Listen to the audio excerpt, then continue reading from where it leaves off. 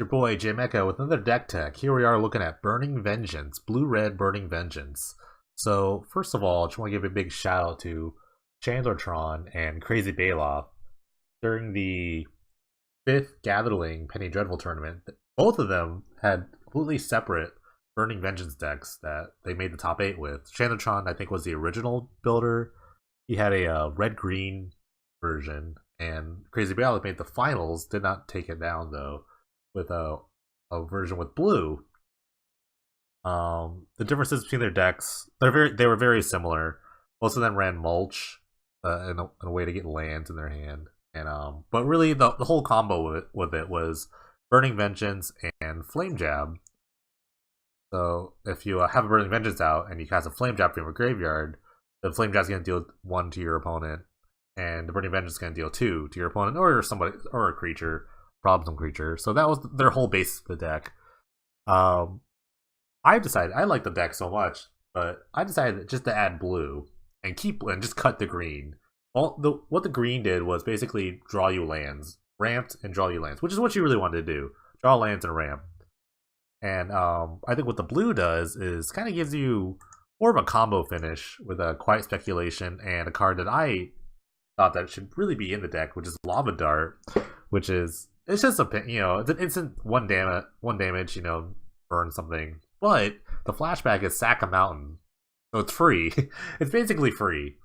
So what you can do is Quiet Speculation which says searches your library for 3 flashback spells and just throws them in your graveyard. It gives you sort of this combo-esque finish when you have like a Burning Vengeance out and you just search for 3 Lava Darts, and all of a sudden you have 9 damage in your graveyard as long as you have 3 mountains in play. So, and with the chip damage from like Flame Jab or other spells like Faithless Looting, Desperate Ravings, things like that, I mean, though, you could really just 9 damage could be just enough. I've played a ton of matches with this deck, and I've definitely killed someone at 20 life in 1 turn. It's been pretty great.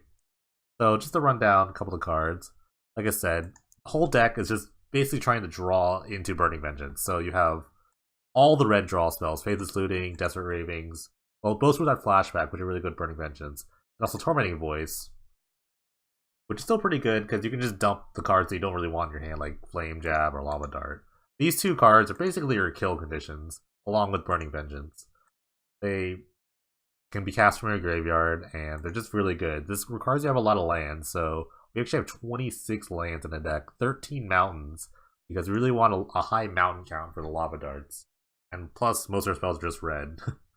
The blue cards are Quiet Speculation, we have 3 of. They search, like I said, they search your library for flashback spells. We have about 16 flashback spells. Oh, I'm sorry. 12. 13. Oops. Do that. 13 flashback spells here. Forbidden Alchemy, you never really flash it back, and we actually have no capabilities to flash it back, but you can get it if you want. The other blue spells, Treasure Cruise, I mean, because why not? We're discarding a lot of lands with the Flame Jab, and we're just kind of cycling through a deck with Faithless Looting, except for Ravings. Our graveyard fills up with cards that we don't really need, so especially like extra Flame Jabs, things like that. So Treasure Cruise it's kind of like your mulch. It just kind of draws you 3 cards. Forbidden Alchemy, just a one of. Like I said, just you want to dig for the Burning Vengeance, because that's really what your deck is centered around, especially game 1. It's really the only way you can actually win, because dealing Flame Jab 20 times in a row is kind of hard. The last card here is the utility card, Slagstorm. This kind of cleans up the board of like problemsome creatures, or at worst, in a pinch, you can kind of dome your opponent. Moving on to the sideboard. I'm not really sure where the sideboard should be going. I'm not really sure what I'm actually really weak against. I assume it's aggro decks, so Chandlertron brought in President Ring, which is really good against like burn decks, things like that, like mono red decks.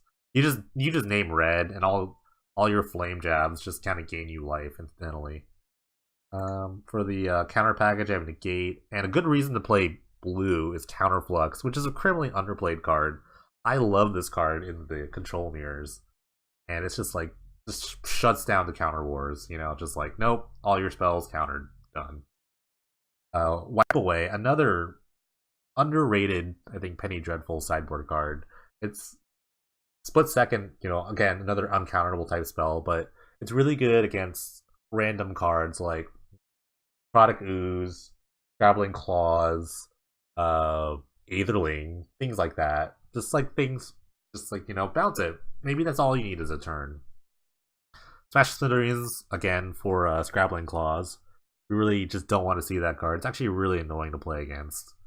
And the last card is Niblis of Frost, which is a crazy bailout tech that he had. He had this in his main deck, and I thought it was really good. It's a good way to have an alternate kill condition because uh, after game one, like they're gonna be gunning for Burning Vengeance. They might just memorize it or whatever.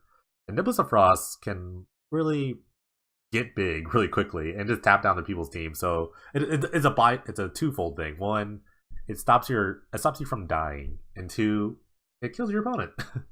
And you'd be surprised about the closing speed of Niblis of Frost. It can be really fast with some of these cards, and all your cards are so cheap that it can get up to like 6, 7, just really super quick. So we're gonna go through a couple matches. I think I'm gonna actually go do a league run because the format's getting a lot more popular now. We've got some fresh new faces, and the league is popping. People are at all times. So we're gonna go through a 5-game league set, and we'll see how we do. So stay tuned.